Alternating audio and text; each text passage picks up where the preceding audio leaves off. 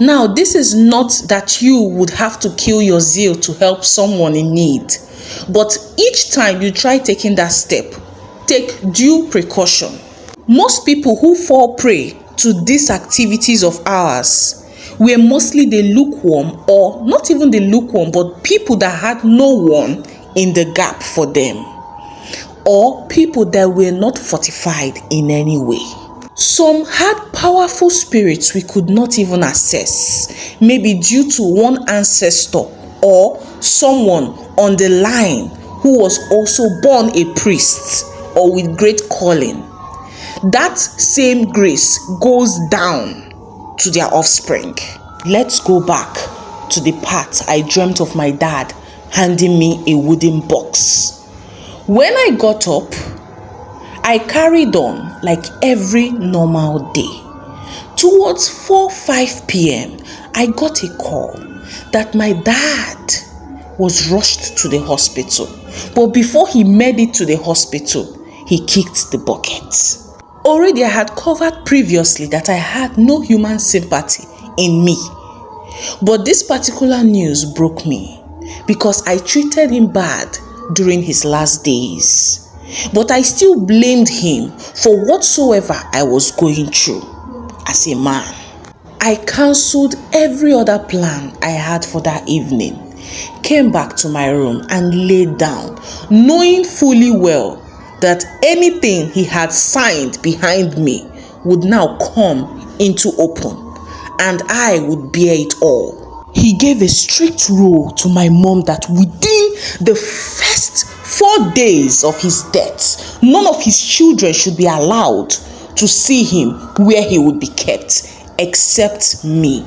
And for me to see him would be optional. Meaning that she was the only person that would lay eyes on him, along with any of his brothers or kinsmen. I came back to my family house, and I could still feel a strange presence in the house. To the extent, while I would be in the living room with my siblings, I would see a shadow pass. When I would follow the shadow, because already I was used to paranormal things, the shadow would go straight to my father's room.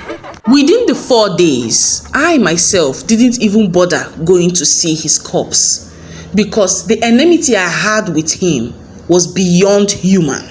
And when I would look at the rich, and I would look at the blessed people with wealth, or at least with a beautiful average home, I would feel so jealous and would wish mine was like theirs. Maybe I wouldn't have to experience the raw, horrible side I was already practicing.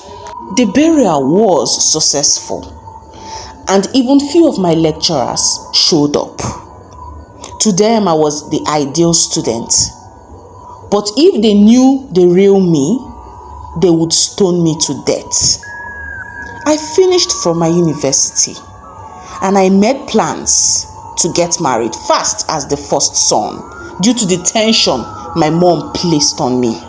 As the best graduating student of that year in the school, I was given a provision in the school to lecture, and everything was going smoothly.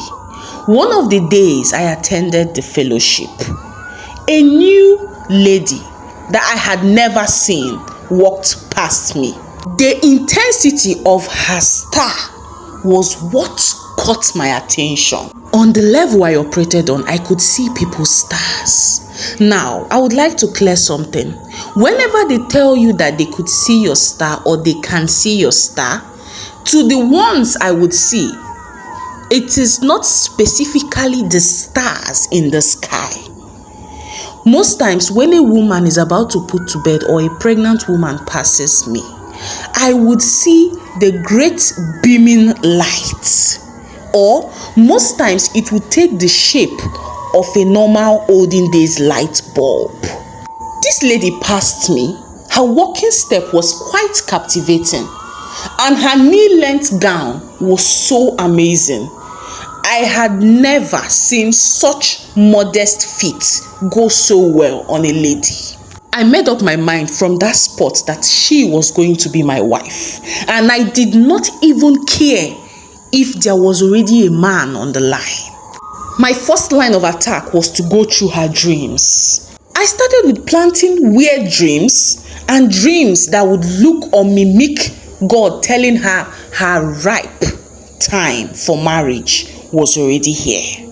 Everything went smoothly, and one day while she came early to church, I was already notified on the time she would normally come to church. So I had to pretend like I was interested in joining her own part of being a worker. And I got close to her. And that was how we became friends. Now, I was not in a hurry to wife her, no. The plan needed to be steady and focused. Everything went on smoothly again, and we were introduced to the marriage committee.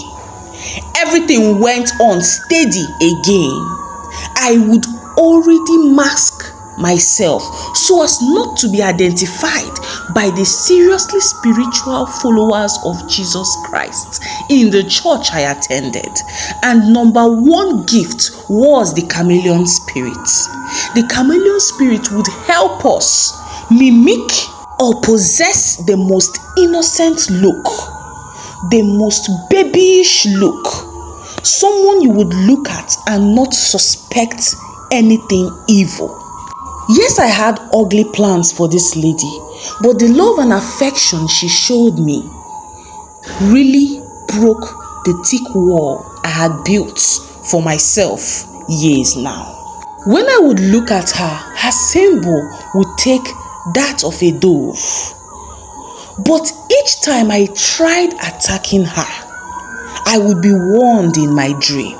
I consulted people higher than me in that realm, and they told me to calm down. When I have access to her birth canal fluid, things would go smoothly for me to cultivate the plans I had.